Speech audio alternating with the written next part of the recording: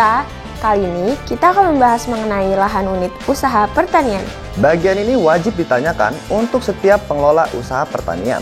Khusus untuk petugas yang akan mencacah usaha pertanian perorangan atau UTP di wilayah PEPI, di setiap halaman baru dan lembar tambahan, jangan lupa untuk mengisikan identitas rumah tangga di pojok kanan atas. Sebelum kita membahas lebih jauh tentang lahan di Sensus Pertanian 2023, bagi petugas UTP diharapkan untuk tidak lupa menanyakan identitas unit usaha ya. Nomor dan nama pengelola unit usaha pertanian dapat disalin dari rincian di bagian keterangan anggota rumah tangga.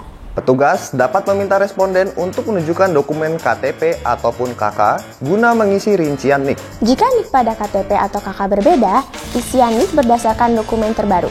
Apabila responden tidak memiliki NIK atau nomor HP atau email, petugas wajib menulis tanda strip pada rincian yang bersesuaian.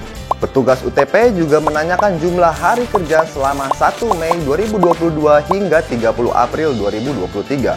Perlu diketahui, responden dikatakan bekerja jika lama waktu bekerja paling sedikit 1 jam tanpa terputus, maka sudah dianggap 1 hari kerja. Selain jumlah hari kerja, petugas juga perlu menanyakan kepemilikan kartu tani atau kartu usaha kelautan dan perikanan atau KUSUKA.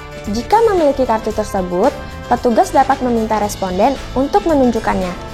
Berikut merupakan contoh kartu tani dan kartu KUSUKA ya sahabat data. Sekarang, kita akan membahas mengenai lahan pertanian. Perlu diketahui bahwa lahan yang dicatat merupakan lahan yang dioperasikan pengelola unit usaha pertanian dalam satuan meter persegi. Lahan pertanian yang dicakup tidak termasuk lahan budidaya di laut atau perairan umum. Lahan ini tidak termasuk lahan milik sendiri yang sedang disewakan, dibagi hasilkan, digadaikan, atau diserahkan ke pihak lain tanpa perjanjian sewa. Khusus UTP, luas lahan yang dikuasai akan ditanyakan untuk setiap bidang lahan. Apa itu bidang lahan? Bidang lahan adalah suatu hamparan lahan yang dikuasai unit usaha pertanian dan dibatasi oleh penguasaan lahan unit usaha lain ataupun batas alam dan batas administrasi. Pada setiap bidangnya, akan ditanyakan lokasi lahan tersebut berdasarkan provinsi, kabupaten, kecamatan, dan desa. Sedangkan IPB dan UTL, luas lahan yang dikuasai ditanyakan untuk luas lahan secara keseluruhan tanpa dirinci menurut bidang.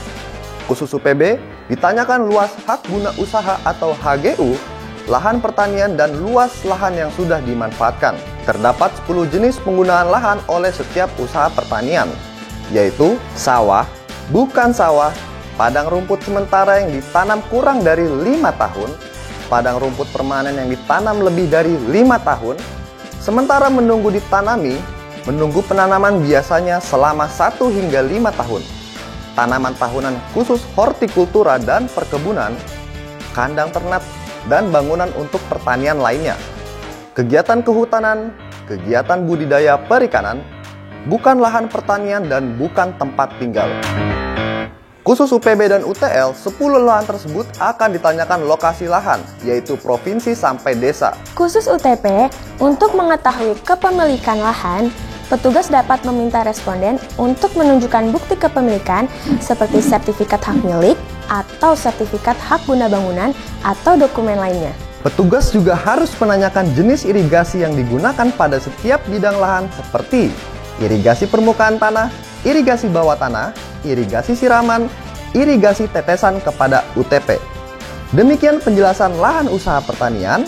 Sensus Pertanian 2023 mencatat pertanian Indonesia untuk kedaulatan pangan dan kesejahteraan petani.